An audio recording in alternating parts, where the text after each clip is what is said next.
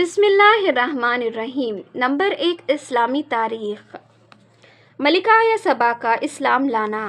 ملکہ سبا بلقیس نے حضرت سلیمان علیہ السلام کی شان و شوکت کا حال سن کر ان کی خدمت میں حاضری کی تیاری شروع کر دی۔ ادھر اس کے آنے کی اطلاع وحی کے ذریعے حضرت سلیمان علیہ السلام کو مل گئی۔ انہوں نے ایک وزیر کے واسطے سے پلک جھپکتے ہی ملکہ کا تخت شاہی منگا لیا اور اس کی تھوڑی سی شکل و صورت بدل دی۔ جب ملکہ دربار میں پہنچی تو حضرت سلیمان علیہ السلام نے پوچھا، کیا تمہارا تخت ایسا ہی ہے؟ ملکہ نے کہا، گویا یہ وہی ہے۔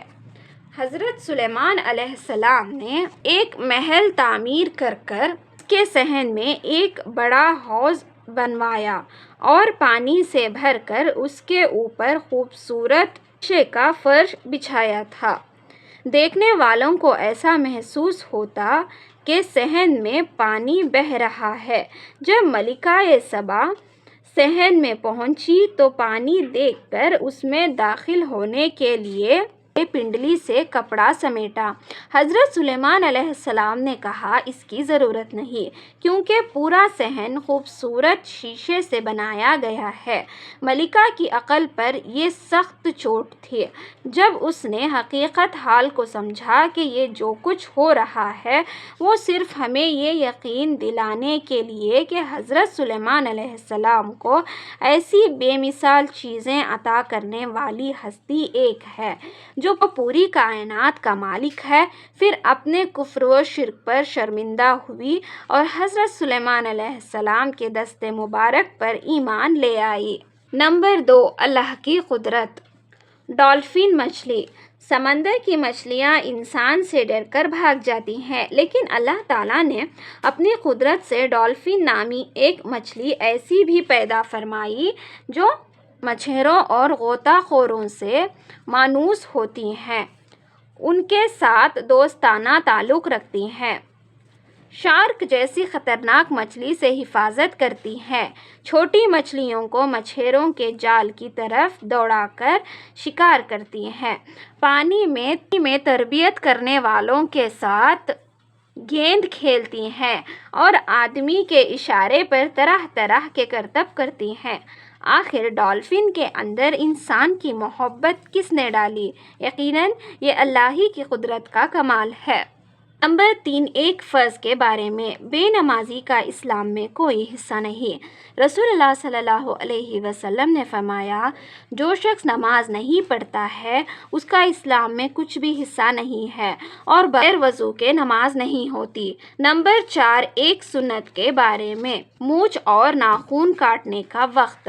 حضرت ابو ہریرہ رضی اللہ عنہ بیان کرتے ہیں کہ رسول اللہ صلی اللہ علیہ وسلم جمعہ کی نماز سے پہلے یعنی مونچھ تراشتے اور ناخن کاٹتے تھے۔ نمبر 5، ایک اہم عمل کی فضیلت۔ اللہ کا ذکر کرنا۔ رسول اللہ صلی اللہ علیہ وسلم سے معلوم کیا گیا کہ بندوں میں سب سے افضل اور قیامت کے دن اللہ کے نزدیک سب سے بہترین کون ہے؟ تو آپ صلی اللہ علیہ وسلم نے فرمایا، جو مرد اور عورت کثرت سے اللہ کا ذکر کرنے والے ہیں۔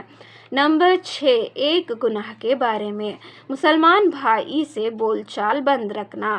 رسول اللہ صلی اللہ علیہ وسلم نے فرمایا، جس شخص نے اپنے مسلمان بھائی سے 1 سال بول چال بند رکھی، اس نے گویا اس کا خون بہا دیا۔ نمبر 7، دنیا کے بارے میں۔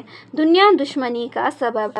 حضرت عمر رضی اللہ عنہ فرماتے ہیں کہ میں نے حضور صلی اللہ علیہ وسلم کو فرماتے ہوئے سنا کہ جب دنیا کی دولت کسی پر کھول دی جاتی ہے تو اللہ تعالیٰ ان کے بیچ آپس میں قیامت تک دشمنی اور بغض ڈال دیتے ہیں، اور میں اس سے ڈرتا ہوں۔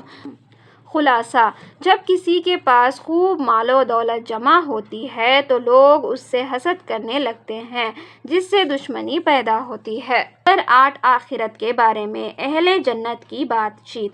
قرآن میں اللہ تعالیٰ فرماتا ہے، جنت میں خدمت کے لیے ان کے پاس ایسے لڑکے آتے جاتے رہیں گے جو ان کی خدمت کے لیے خاص ہوں گے، اور حسن و جمال میں ایسے ہوں گے گویا وہ حفاظت سے رکھے ہوئے موتی ہیں۔ 9 طب نبوی سے علاج، صحت اور بیماری کا راز۔ رسول اللہ صلی اللہ علیہ وسلم نے فرمایا، معدہ بدن کا حوض ہے اور جسم کی ساری رگیں اسی معدے سے سیراب ہوتی ہیں، لہٰذا جب معدہ صحیح ہوتا ہے تو رگیں پورے جسم میں صحت کو منتقل کرتی ہیں، اور جب معدہ خراب ہوتا ہے تو رگیں بیماری کو منتقل کرتی ہیں۔ 10 قرآن کی نصیحت۔ قرآن میں اللہ تعالیٰ فرماتا ہے، جب تم لوگوں کے درمیان فیصلہ کرنے لگو تو عدل و انصاف کے ساتھ فیصلہ کیا کرو، بے شک اللہ تعالیٰ جس بات کی تم کو نصیحت کرتا ہے، یقین جانو بہت ہی اچھی ہے۔